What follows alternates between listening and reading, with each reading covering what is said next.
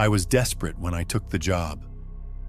Fresh out of college, English degree in hand, applying for anything that didn't involve wearing a name tag or spending 8 hours on my feet. When I got the offer from a cybersecurity company called Insight Technologies, I barely read the contract. The pay was more than decent, the office was nearby, and they offered health insurance. That was enough. I was hired as a support agent for their international division. The position involved rotating shifts, alternating between day and night every 2 days. I had never heard of a company doing that, but I figured tech people like to be weird. From the moment I walked into the office, I felt out of place. The open floor layout was packed with computers and long rows of desks. But even before I sat down, something didn't feel right. I was the only woman in the room. Tom, the front desk guy, helped me fill out paperwork and led me to my station. When we arrived, he froze. The desk hadn't been cleaned. A layer of dust covered the keyboard and monitor. There were old Post-it notes stuck to the screen, a withered potted plant, and a cracked keychain shaped like a cat. It looked like whoever had worked there just vanished. "I told them to clear this out," Tom muttered. "It's fine," I said quickly. "I can wipe it down." He hesitated, but there were no other desks available. I sat down and started working through the digital manual.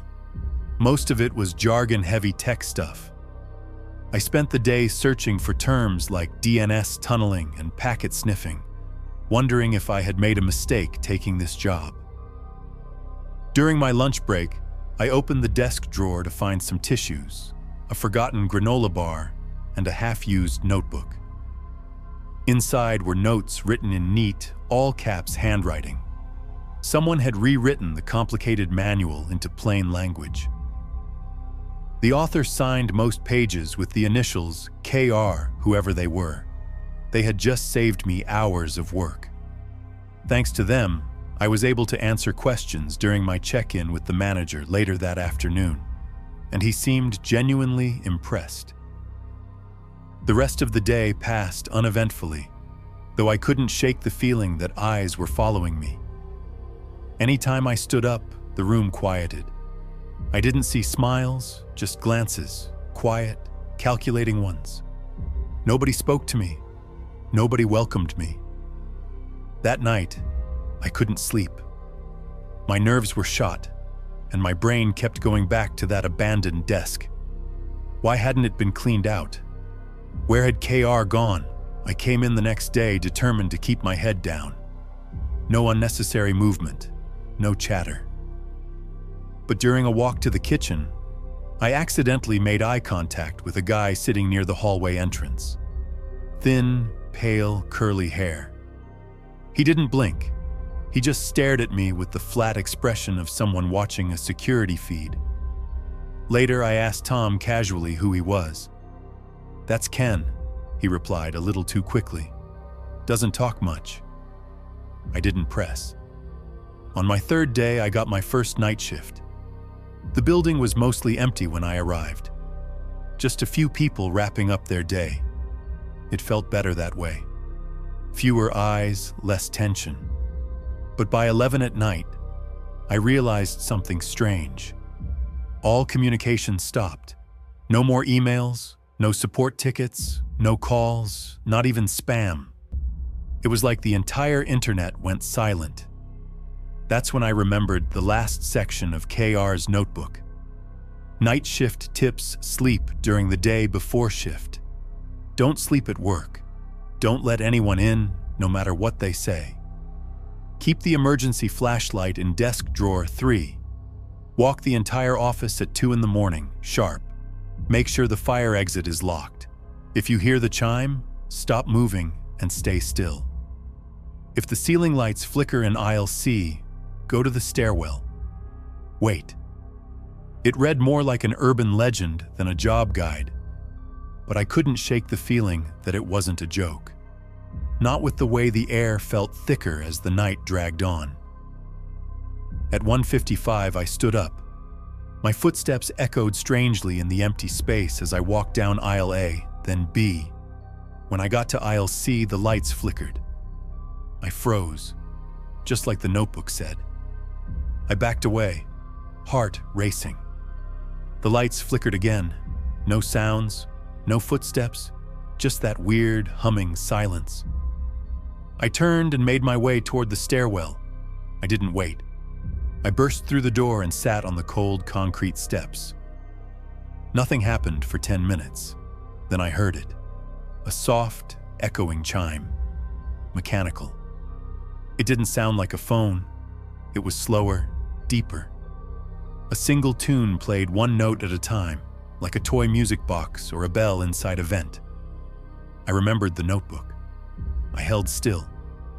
For 30 seconds, I didn't move, didn't blink, didn't breathe too loudly. The chime stopped. I exhaled. That was the moment I stopped doubting the notebook. I returned to my desk, trembling. Everything was just as I had left it. The rest of the shift passed without incident, but I couldn't ignore what I had seen. I reread the notebook cover to cover. The final page had something I hadn't noticed before, scribbled faintly in pencil.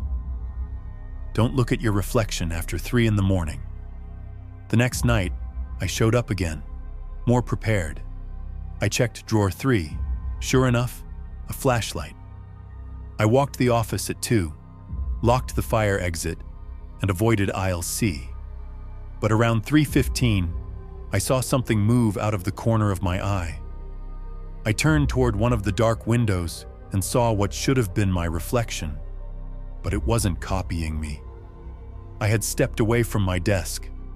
I was standing near the kitchen doorway, but the figure in the glass was still sitting at the desk, calmly typing, as if I had never moved. I raised my hand. The figure didn't move. That wasn't my reflection. It was something pretending to be me, and it already knew the job. I turned away fast, heart pounding. I didn't look at any other reflections the rest of the night. The following day, I asked Tom if he knew what happened to the woman who used to sit at my desk. She left, he said. Didn't give notice, just stopped showing up. Did anything strange happen to her? Tom paused, looking uncomfortable. This place has had a few people leave suddenly. Night shift isn't for everyone. I didn't respond. I just nodded and walked away. That night was supposed to be my last shift before switching back to days. I told myself I would get through it, hand in my resignation the next morning, and be done. Around 1:30, a new message popped up on my screen. You've done well. No sender. We'll miss watching you. A small sound came from behind my monitor. I stood slowly and peeked over. The cracked cat keychain was gone. Instead, a new item sat in its place. A pink plastic toy pig with a button on its hoof. I pressed it. The same chime played. The one from the night before. Slow, deliberate, and off-key. Then my work phone lit up. No number. Just one line of text. You weren't supposed to see her. I grabbed my things and walked out. I didn't run. I didn't scream. I just left and never went back. A week later, I got a letter in the mail. No return address. Inside was a sticky note with 2 words. Next time.